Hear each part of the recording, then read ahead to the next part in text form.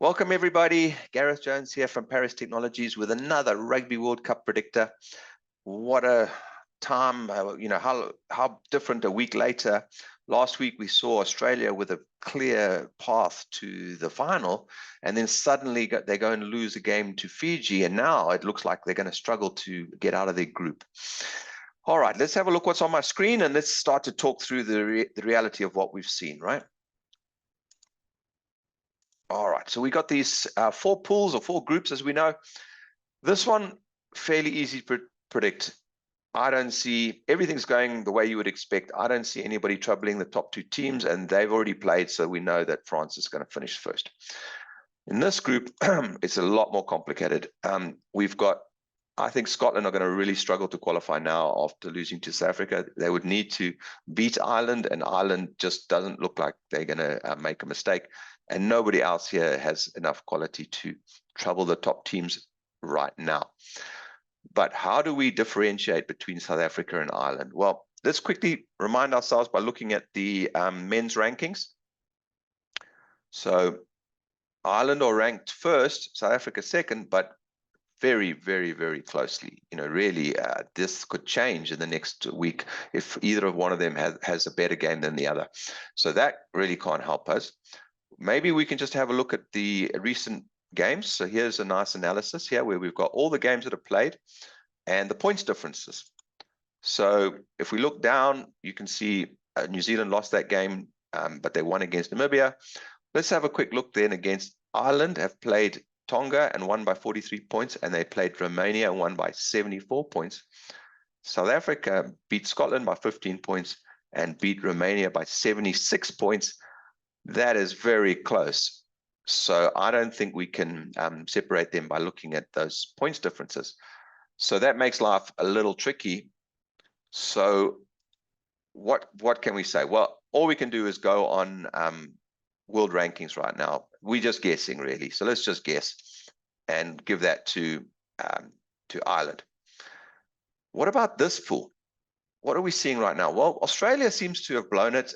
I mean, they've lost. They've won a game. They've lost to Fiji. Wales has beaten Fiji. Can Australia beat Wales? The Northern Hemisphere teams are looking surprisingly good. We haven't seen Northern Hemisphere, Southern Hemisphere play each other recently in this year anyway. And so the Northern Hemisphere teams are looking surprisingly good. So I'm going to give Wales the win over Australia here. And in that case, because Fiji's beaten Australia, that means Australia's not getting out of the group. So that's where we see it. We see Fiji coming through. Now, again, England, they're looking really good. They're playing 10-man rugby, but they're good at it.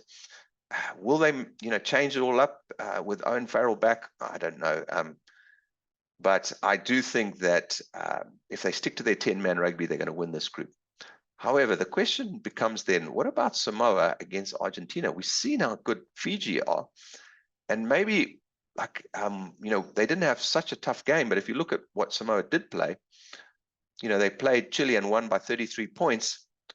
Doesn't really tell us much, but it does tell us they know how to win. Can they beat Argentina?